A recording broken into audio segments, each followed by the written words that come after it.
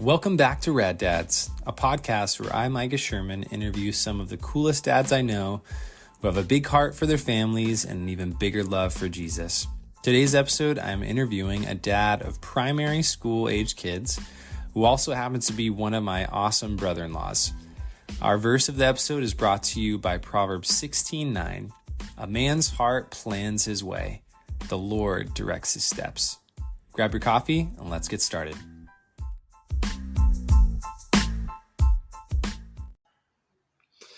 Welcome back to Rad Dads, and this is your host, Micah Sherman. Today, I get to interview one of my brother-in-laws, Joey Jones. So, Joey Jones, welcome to the show.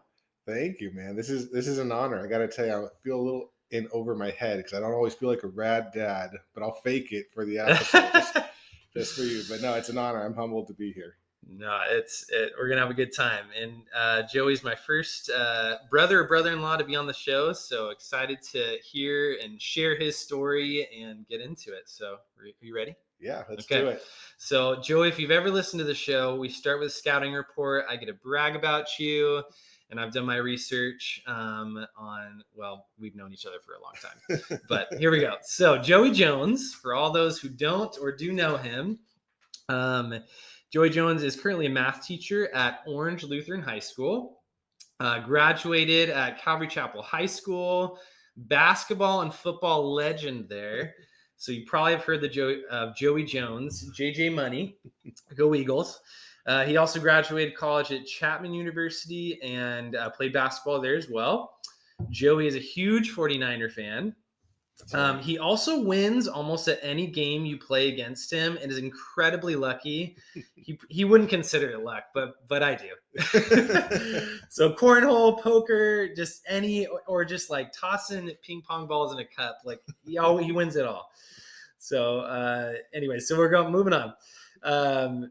Also, I got this from Hume Lake. I don't know if you've ever remembered this, but he's also been known to be a mixture of a Vin Diesel, Adam Sandler lookalike. Do you remember that? Yeah, that's true. That back in my glory days. In your glory days. My younger daadam I don't know. Vin Diesel. Yeah, I'm more of a retired Vin Diesel. I'm just saying I heard that. So okay. People around here were like, is that Adam Sandler? Is that Vin Diesel? It's a good thing it's on a podcast. You can't see it for yourself. Yeah. So Joey's just been a solid Christian role model for me growing up as a small group leader in my youth group. Also one of my junior high flag football coaches with Steve Astor. Shout out to Steve. And also my brother-in-law, like I mentioned. And really just, Joey, you've been a brother to me. It's been a long time. I was thinking probably 2005. That junior high season of my life. That's when our relationship began to blossom. Yeah, no, it was totally fortunate. Not very often do your brother-in-law, do you have a history with them before you meet the family. Right. And so, no, the Sherman family is we go way back to when Micah was in junior high and then his older brother Josh was kind of the same role model to me. So it's been really neat to have that history that not everybody gets to have with their in-laws. Yeah, it was such a natural transition having you join in with the family and marry my sister, and now here we are as dads, and it's so hard to believe. It is so. And I gotta give a shout out to Micah here, man. Watching him in junior high, and then now as a dad, you may have started off as me mentoring him and whatnot, but Micah, and just you see his passion with just this very podcast of how he's embraced his role of being a dad. It's just in ways that I look up to him now, even in how he's doing it. So love it. Love what you're doing, man. So cool. Appreciate it, Joey. Yeah. I reached out to your wife and your kids, and your wife says, I had her describe you in 3 words. These are the words she said: loyal, wise, and patient. It's true. There you go. You're loyal, wise, and patient. Yeah. And she mentioned you're kind of in a season of learning how to learning to cook and trying all sorts of recipes. So we get a benefit from that because we're neighbors. She said you refuel being at the beach. We know you like to be competitive. And then your kids, 3 of them, it was awesome to ask, like, hey, what do you like doing with your dad? Or what do you love about your dad? So 3 of them said, well, I'll go one at a time. So Jacob mentioned pool in Palm Springs. And so then the other 2 kind of trickled off that. Emily mentioned water balloons with dad. Maddie said going to Lily's pool. And then the 2 younger ones had the best ones. Andrew said he loves working in the garage with you, which I think that's just so Andrew. Yeah. Like you and him, it's got to be alone time, working in the garage. And then Sophie had the best answer. She said, I love my daddy because he gives me lots of tickles and hugs. Oh, man, Sophie for the win. There you go. So I sort of introduced your family, but tell us a little bit more about your family, their ages, and we'll go from there. Yeah, so Lindsay and I have been married, since 2010, so coming up on 13 years now. And so we have 5 kids, all pretty close in age. I think about 6-year span there. So this isn't odd years. This is how I remember the odd years. They're all turning an odd number this year. So Sophie just turned 3 in January. The twins, Emily and Madeline, turned 7 in February. Andrew turned 5 just a few weeks ago. And then Jacob, my oldest, will be turning 9 in June. So 3, 5, 7, 7, 9. It's a full house, and it's just beautiful chaos. That's a good way to phrase it. Beautiful chaos. It's so true. And I mean, I know a little bit more of this, but for our listeners, was it always your dream to have 5 kids, Joey? Breaking the, what is it, 2.5 norm of families? Right. You're doubling. No, wanted to double.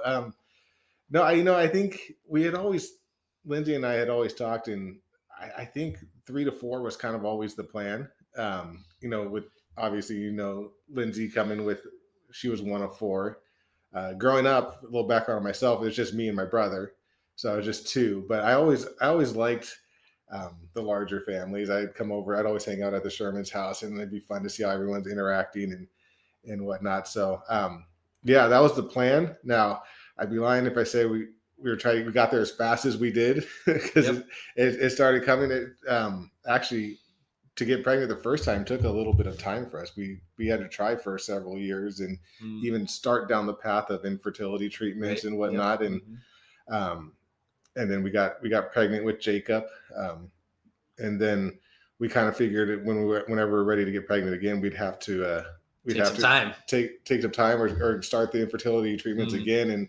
And we did, and we surprisingly got pregnant and had 19 months later, we had twins, which was total shock to our system. No history of twins that we were aware of at all. So also we found ourselves with 3 babies pretty much. We had Jacob was 19, Emily and Madeline being born, and then and I'm gonna pause you right there because I have to say a quote that you said that I thought was priceless.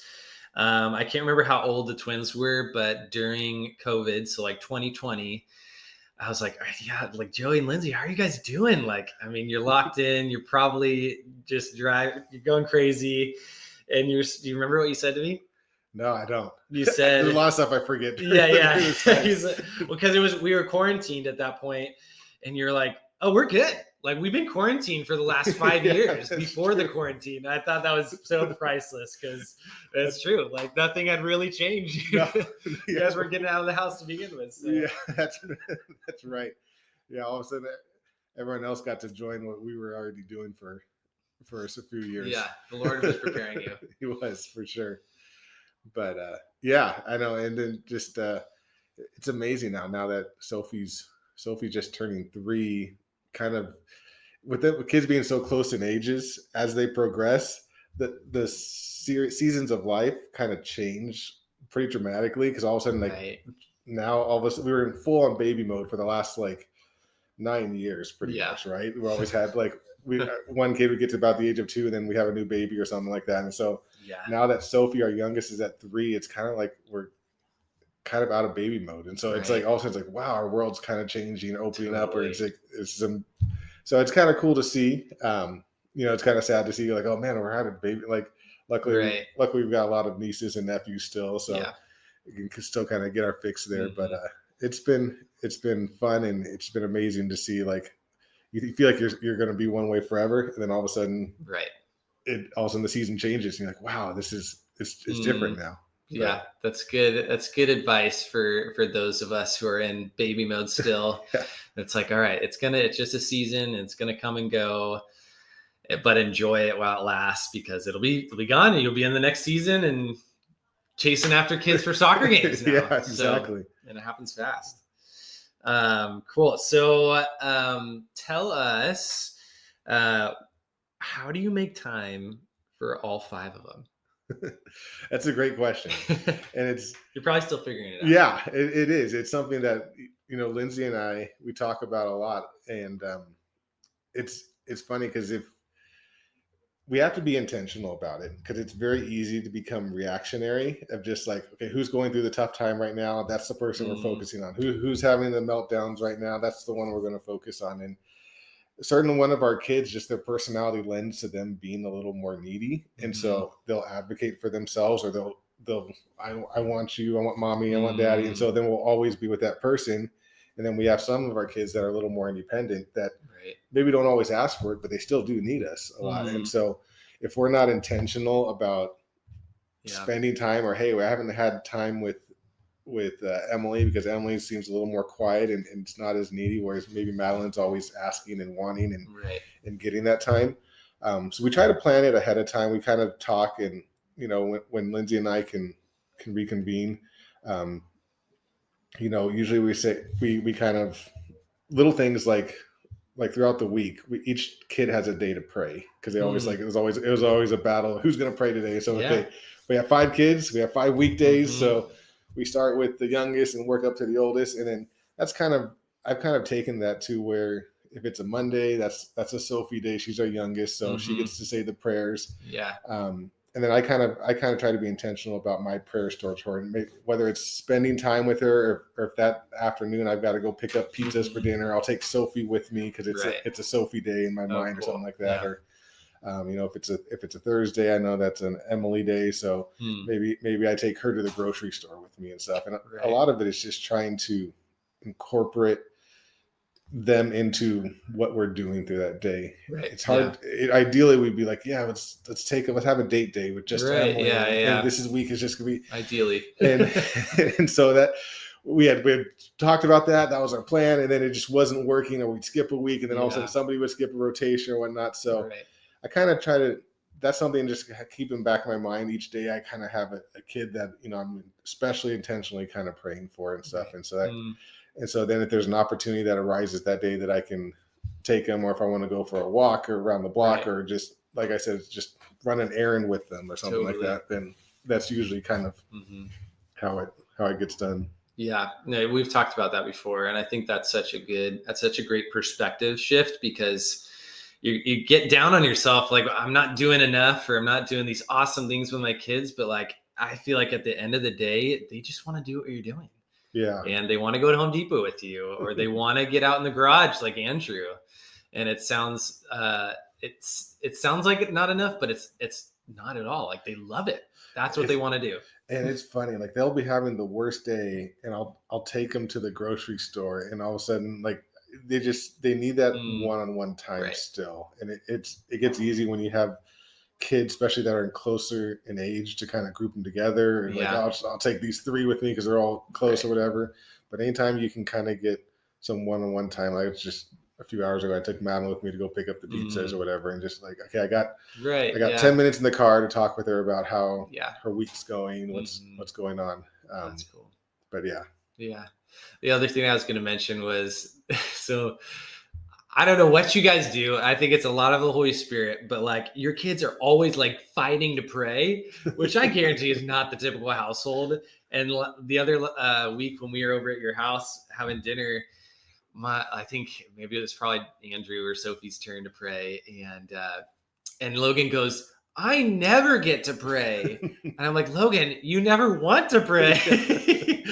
But it's, and that's what I love being around you guys too, is it's not just this like, like we're family and we love being with each other, but like she's also gleaning this like spiritual aspect too of like seeing your kids and what they're doing and even in prayer, like, and she wants to do it, like, and so just being around people who are like-minded and love Jesus, like you glean from each other in many different ways. And so I love it. I love that she wants to pray at your house. We're gonna come over to your house a lot more. It just you always kind of want the grass is greener. You always want something else that they want. But it's been, we've been blessed with, Jacob having the heart that he does, because he does kind of set the tone. Totally, he does. And not that he's perfect or anything, but it kind of helps with the younger ones of setting an example for them. Yeah, for sure. No, and he does that really well. Also, Jacob is the oldest. Are we at 12 grandkids now? I believe 12. 12. Unless you're announcing something. No, not tonight. Not that I know of. You never know. With like each time we get together, family gathering, like there's a good chance. Good chance. There's a high percentage that a baby will be announced. 12 grandkids within 9 years or 11 so years. True. Yeah. It's so fun. And holidays are just like you said, the beautiful chaos. Yeah. Exactly. Cool. So little fun question for you. Do you remember what your best either basketball game was or football game, highest scoring or just best game that you've ever had? Any of them come to mind at all? Yeah, you're going to relive the glory days. I know, here. yeah. Oh man. So I was definitely played a lot more basketball than football, but I played football in high school. I had played flag football in junior high or whatever, and loved it. And so then when I got to high school, Calvary Chapel was a great place, and it was a small enough school where you could play multiple sports and whatnot, and have some success. And so I went out for football my freshman, sophomore year, and didn't. It was fun, but receivers, young age, not really throwing the ball much. So you don't get as much, passes your way or whatever. So then I thought, okay, I'm just going to focus on basketball. And then senior year, so junior year I didn't play football. Senior year I got called back out, and we had I knew that. Yeah. So the football coach said, "Hey, we'd love to come and have you out here." So I felt good to be recruited out there, and we happened to have a really, really good quarterback that was in my same grade, and he just was. His name was Terry Murmur.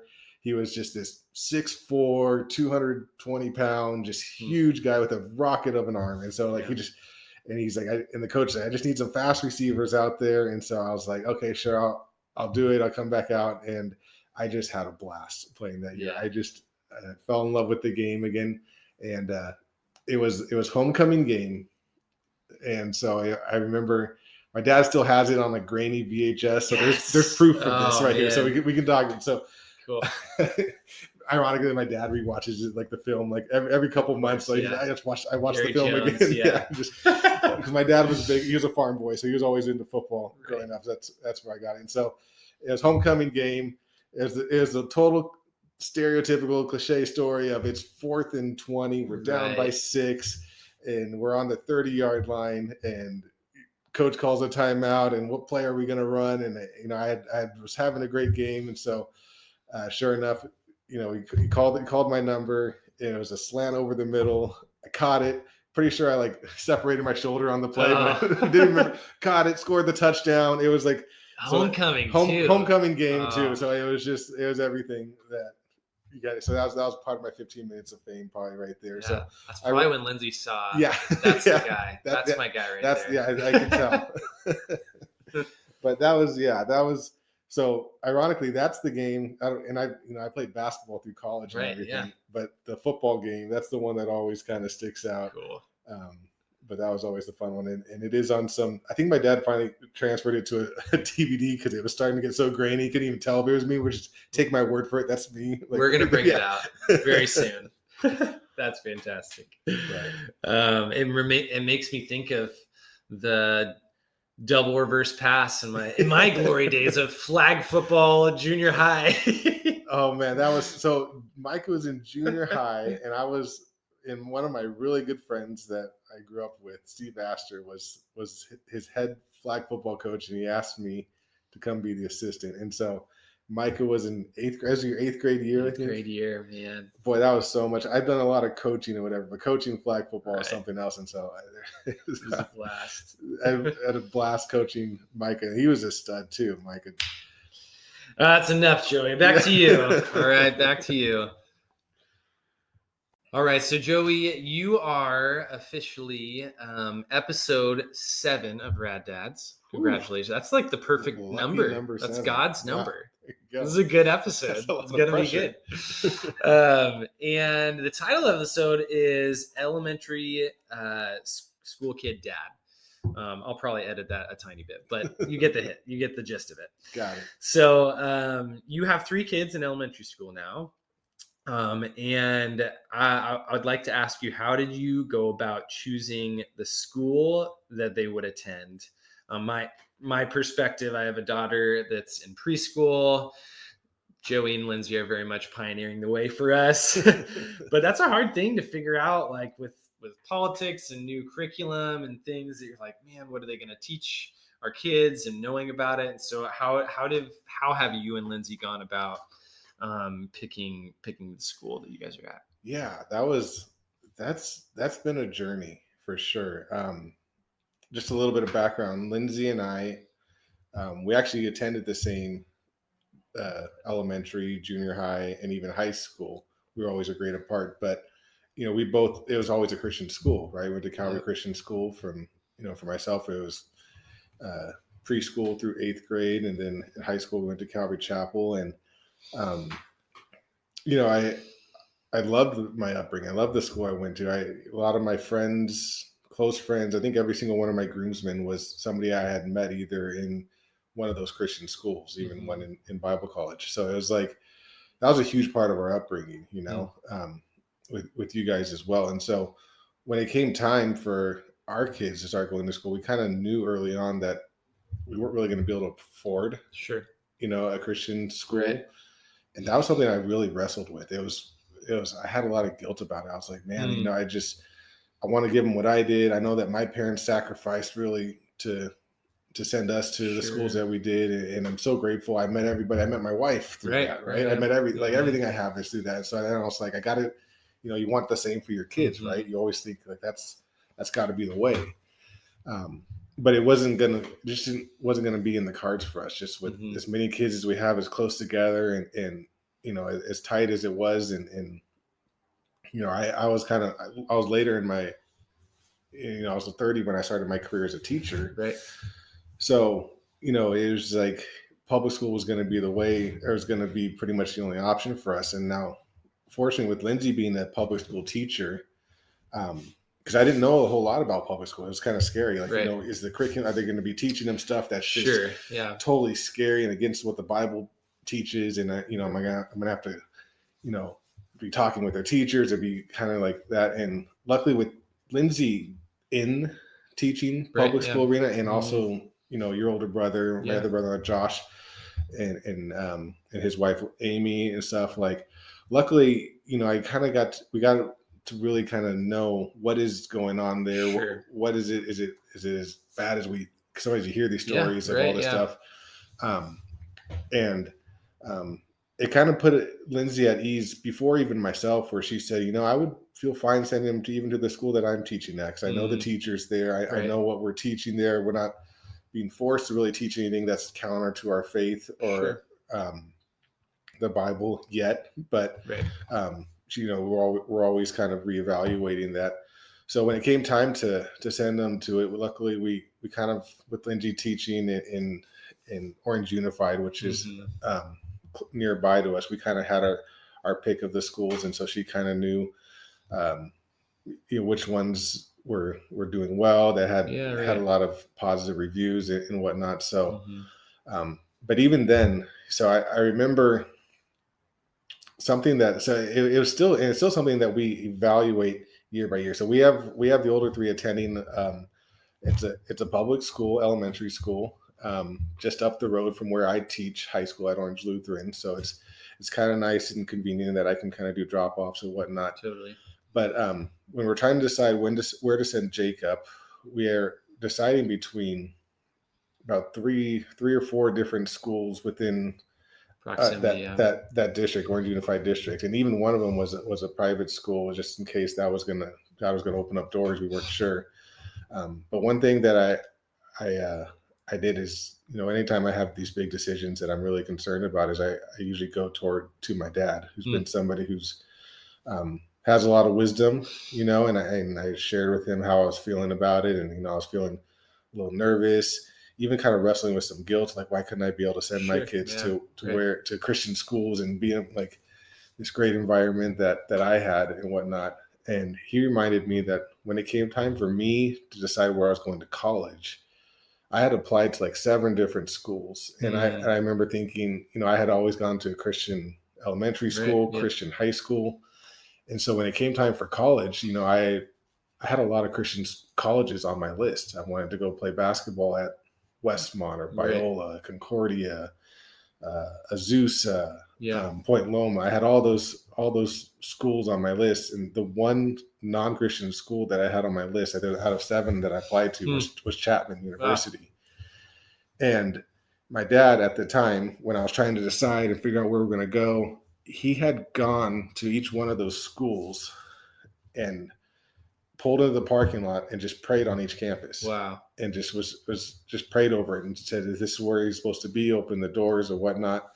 And through all that process, one by one, all those Christian schools kind of got knocked off my list for one reason or another. Really? And it became apparent that I was going to go to Chapman. And that was my last choice. It was right next to home. I wasn't going to get the on-campus experience. I wasn't going to, it wasn't even a Christian experience. It was like whatnot. But, looking back, and at the time, you're thinking, why did it have to be this way? And then looking back, you see God's sovereignty through it all. That I got to stay closer to home. I got to get more involved at our college group at church, where I got kind of reacquainted with Lindsay, right? That's, and we started dating just after college and whatnot. So it was providential that I was supposed to be. And so when it came time to decide where Jacob was going to go, I asked my dad if he would do the same thing with me. And so we went.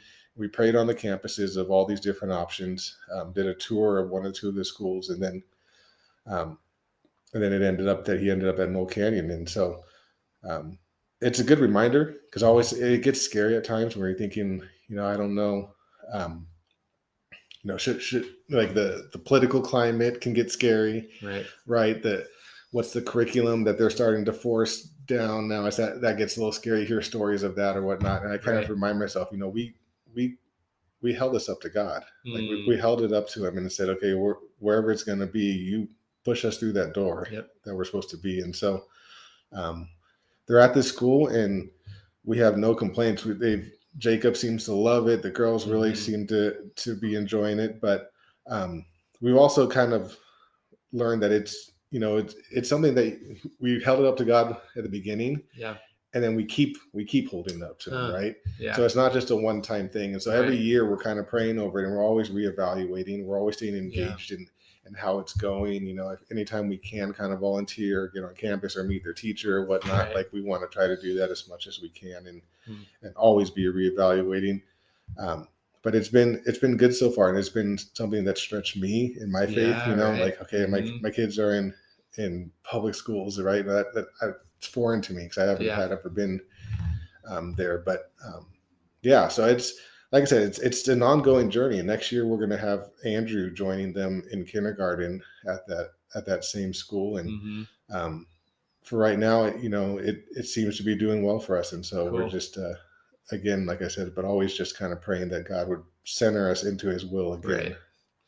Yeah, it seems like you, like in your concern for your kids, like God is using that to shape you and draw you guys closer to His heart, and showing him showing you like, I got you, Lindsay and Joey. Yeah, no, it definitely is. It's a journey, and Christian school, like I said, I've got nothing positive to say about it, but it could be that sometimes I've seen families, just because their kid goes to a Christian school doesn't mean that they Yeah. they end up having a deeper walk with the Lord. Or sometimes parents just do that they're good babysitters, so they don't have to be as involved anymore, right? They just I did my part, I sent them to Christian school. So it's, it can go both ways. And watching, when this was happening, I started trying to look around because everyone I knew kind of was from Christian schools. Yep. But my brother, he married into a family. Molly, I was just thinking my about sister-in-law, them. and that Norton family are all products of a public school, and just great family. Yeah. And her and her siblings all walking with the Lord, and the parents are great role models too. And so I kind of looked at them a little bit too, and remember asking her questions about it and how did it turn, and realizing there's great people that go. Yeah. Your path, everyone's path is different and whatnot. So for sure. But yeah, it is something that we're always praying. We're always kind of evaluating, trying to stay engaged in. One of my biggest prayers for my kids is always that God would send them godly friends as well, because I know that was kind of instrumental in my life. Yeah. There's times and you can meet those people anywhere. Yeah. Right. So private, public, anywhere. Absolutely. Yeah. Yeah. Cool. Yeah. It makes me think of the Bible verse. I don't know the reference, but man makes our plans, their plans, but the Lord directs our steps. Absolutely. And trusting him along the way.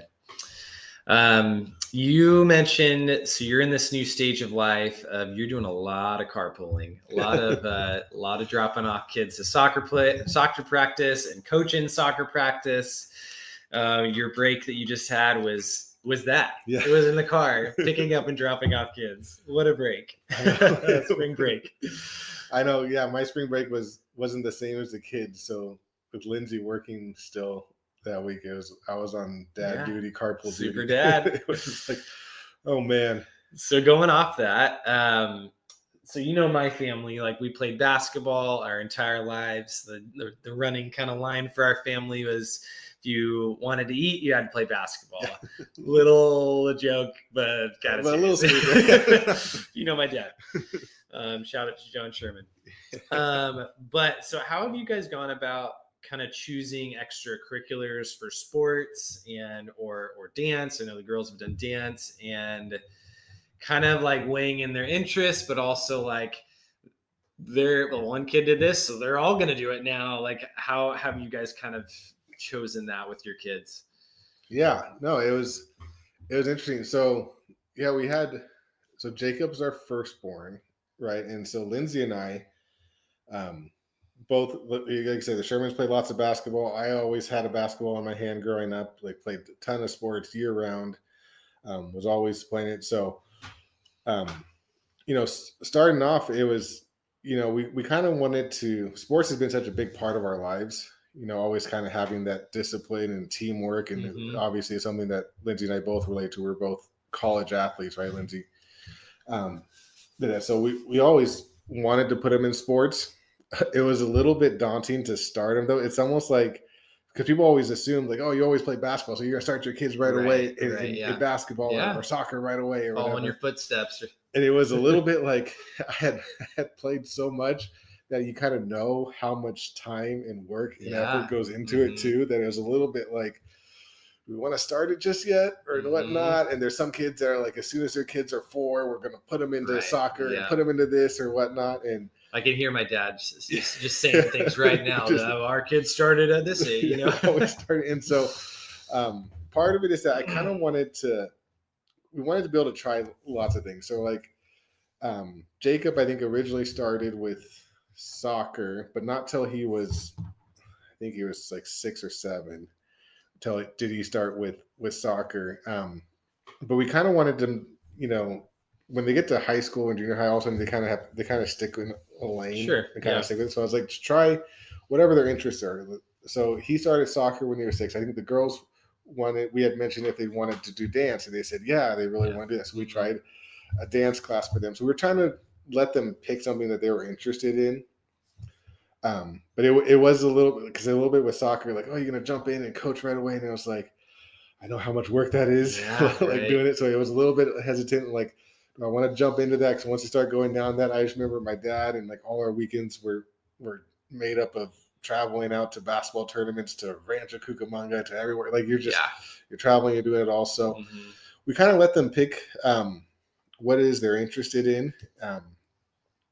ironically, like Jacob he's really obedient. He loves, and he played soccer and he had a good experience, but he's kind of indifferent about it because we kept asking him, like, do you want to do it again? Do you want to do it again? He's maybe not. And it's funny, with Lindsay and I being college athletes, you just assume like, oh, this kid's going to be super athlete. Right.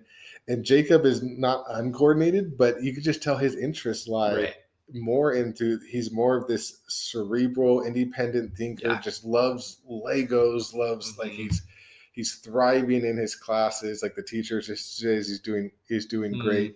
But as far as being physically active, he's one that we kind of have to encourage him to, like, hey, let's get you outside a little bit. You've been playing Legos for so long. You've been drawing, you've been writing, you're doing stuff. Let's get you more active. And so, whereas Andrew, our other son, is a very active kid and wants to, and just is eager to be outside. And if he doesn't, he's like a dog. If he doesn't get his walk in, he just starts getting restless and bouncing off the walls inside the house. And so it's funny. Each kid has their slant. And so we're kind of figuring that out, but also wanted to just be, encourage Jacob. So even if he's, he didn't really want to try this. We had done 2 soccer seasons. He wasn't thrilled about maybe doing another one. So we said, okay, maybe we can sit this one out and you can try basketball in the spring or something. We'll try something new. And it's a little bit of encouraging, a little bit of a nudging for him.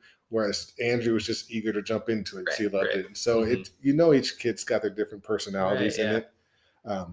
But yeah, we just been kind of playing it by ear for each one, and kind of, Lindsay and I have a lot of discussion about, okay, what can we do to encourage them and whatnot. And so, but yeah, each kid's though, it's funny how different they all are. Right. Yeah. It makes me think back to just the Lord's shaping you guys through how different they are. And some are more similar to your guys' interests and others are not. And it's being sensitive, but also I just had an interview with another dad about being the foremost expert on your kids and getting to know them and seeing their interests and the things they don't like, and having those discussions with your spouse to, like, do the best you can as a parent, and support them.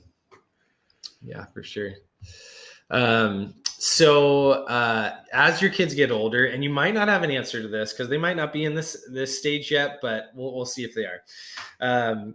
Especially with the 3 oldest, what has your and Lindsay's thought process been with as they get older and getting together with friends, going over to a friend's house or having a sleepover, and kind of like the influence of different families? Like, what are your guys' thoughts on that? What is your thoughts on that?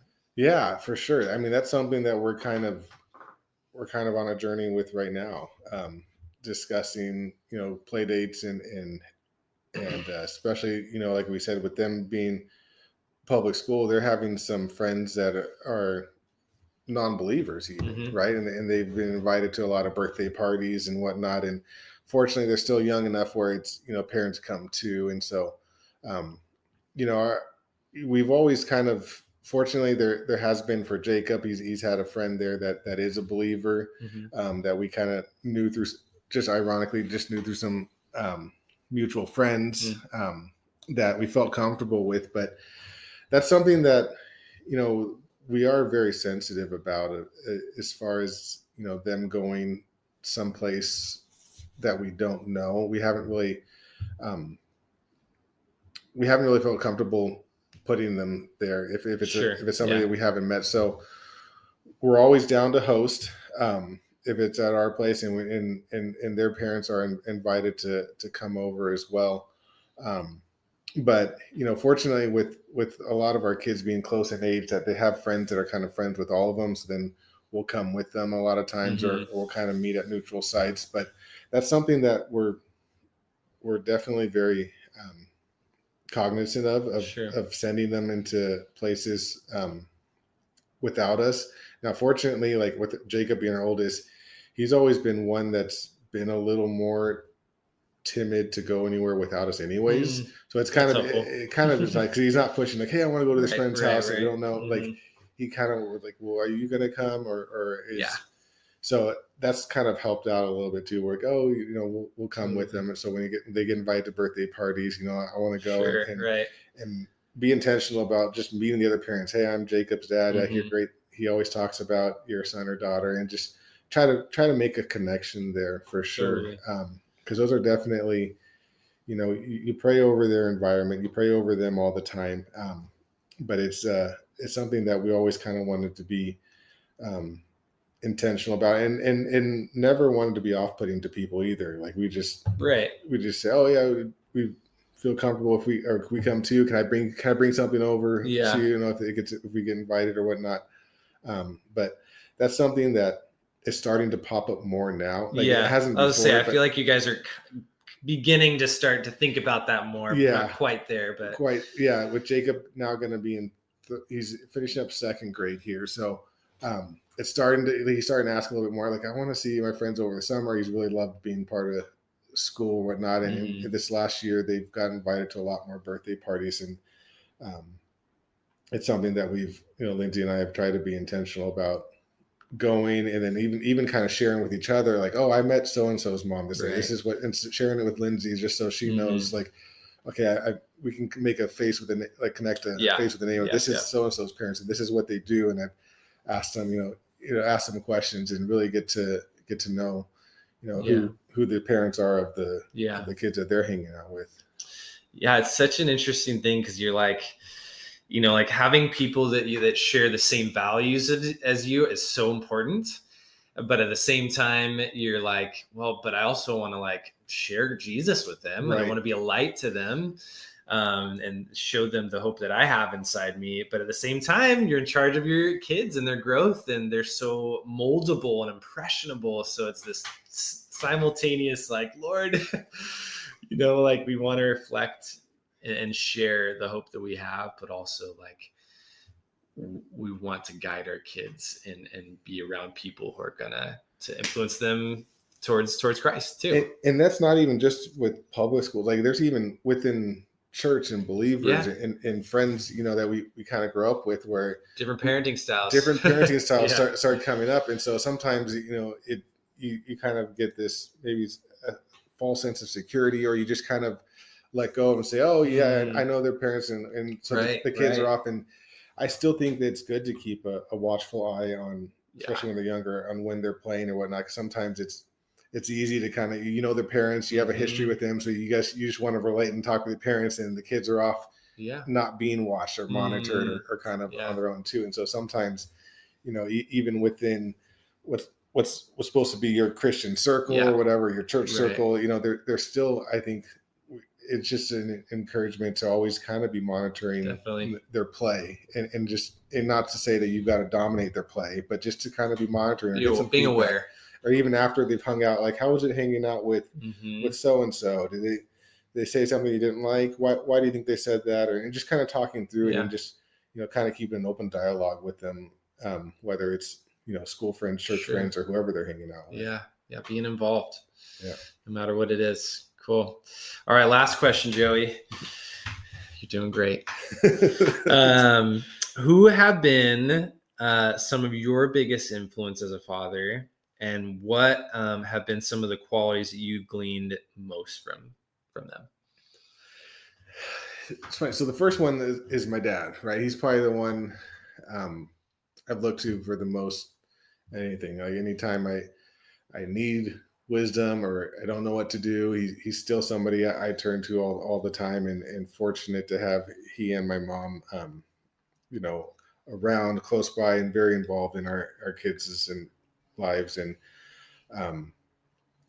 from him, it's somebody that his character was always, a lot of people say he's such a nice guy and whatnot, but sometimes you wonder, is he really that nice when behind closed doors? Sure. And I can vouch for it. Like, he really is. Like, because obviously, like, you get your kids just like your kids see you, the good, bad, and the ugly. Like I seen my dad, and so watching his character has always been something that I've strived for, and even more as I've gotten older, it's just increased more of how much I respected him. It's just his journey, how he got there. So spiritually, just where he's at, how he's got a servant's heart. That's something that I try to emulate. For sure, a lot, but but also, probably the next person I turned to for a lot of advice would be your dad, my father-in-law. And I was fortunate to marry into this family, and John being somebody, he was always, as a kid, he was big Pastor Sherman and whatnot, but he definitely has a lot of wisdom in a lot of different areas and a lot of different experiences that you can really draw upon. And so kind of what he thinks, and there's a lot of times he gave some great advice that Lindsay and I followed, and it's turned out great for us. So, I started looking too when I started having lots of kids. I always had an image of like these dads of like 3 or 4 kids or more. Right. It just was like, I was a little nervous when we found out right off the bat when we got twins. I was like, man, that's 3 right away. And then we got Andrew, and it's like, okay, we're in it now. We got 4 kids. Like, so I started thinking about back to all the dads that had 4 kids. Yeah.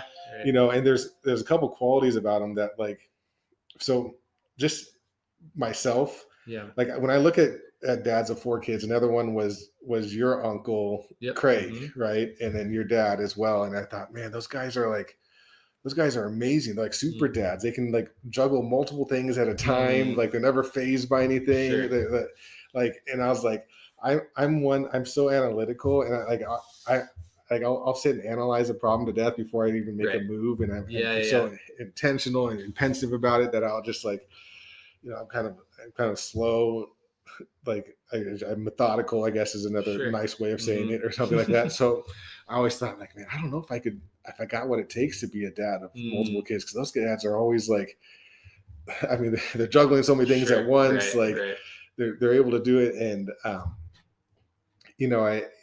so I looked up to a lot of those dads, and I thought, okay, I gotta have to emulate them a little bit. And there's a lot that I've gleaned from them, but I've also kind of learned, like, you can do things your way too. There's more than one way to kind of do it. And so that's something I've been learning and giving myself a little bit of grace in, because I was like, man, some of these dads are just like, they're amazing, man. I don't know if I could be a rad dad. Like, these guys are so cool, whatnot. I feel like I like to be organized and stuff. And when you've got so many kids, and like organization sometimes goes out the window, you don't always get to be, everything's going to have to be neat and planned and on schedule, whatnot. And so sometimes you have to operate within the confusion or the chaos or whatnot. And so, but yeah, I mean, I still look to them, and even now, I'll get together with Uncle Craig and pick his brain a little bit of what was it like when you had this many kids, or just watching how your dad had raised his kids, and each one being different and whatnot. And those were kind of people that I kind of looked to, especially ones that had multiple kids, as I always was kind of drawn to, even now thinking back and thinking, how is it, what worked for them, and what kind of qualities can I kind of glean from that as well. Totally. Yeah. You're having your own rad dad conversations, right? Exactly. And I think that's the encouragement to anybody listening right now. Like I love getting to do this and asking these questions, essential questions to dads. But I mean, like, that's the point of this podcast, is like to get to know other dads. Like, hey, what's worked for you? What's not worked? Like, where have you failed? Where have you been, victorious? And like, that's how we sharpen each other. That's so valuable. And even sharing your failures is almost sometimes even more encouraging. Yeah. I've got one of my closest friends one of my best friends since kindergarten, Michael Kreidner. He's also has 5 kids, similar in ages, and so we call each other every other day, pretty much. Like just today at lunch, he called me, and he's in the middle of venting about his kids are breaking down, like finances are tight, like it's just. And sometimes having somebody that you can share with, that you can walk along in that journey, and somebody that's in a similar unfiltered, situation, just the raw, this is what's going on. Exactly. And no conversation is off the table.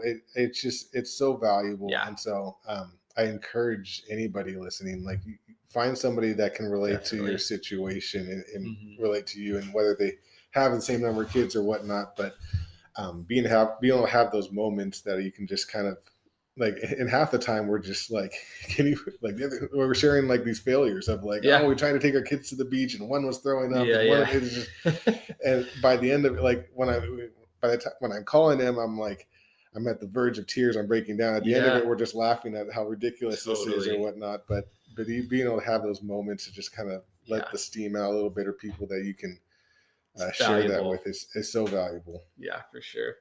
Well, Joey, thank you for your honesty, your vulnerability, and your wisdom. Because I mean, obviously, I am gleaning from it, but those who will be listening are going to glean from it too. So, thank you, Joey. Would you mind just praying us out? Absolutely.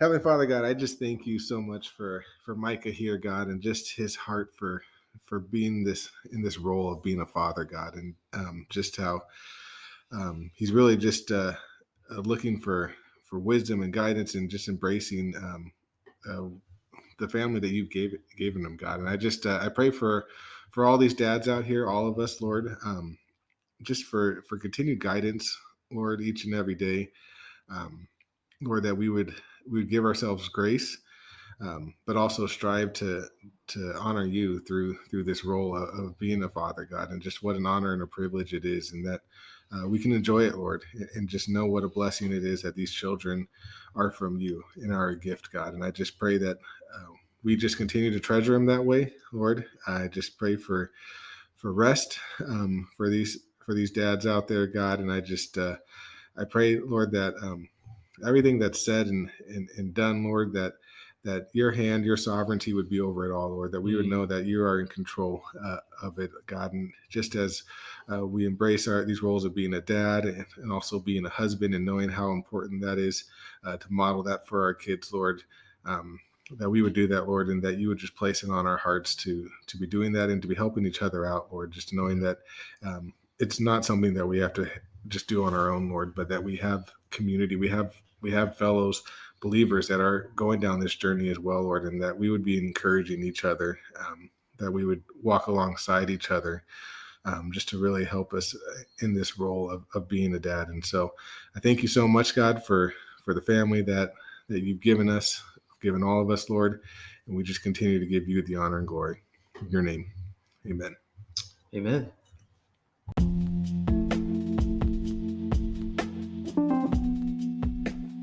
And that's episode 7, and it's feeling like heaven. Feel free to leave a 5-star review if you liked the interview. We are both on Apple Podcasts and Spotify for your listening pleasure. Hope you enjoyed your time with us, and we will see you in a couple weeks in the coming episode of Rad Dads.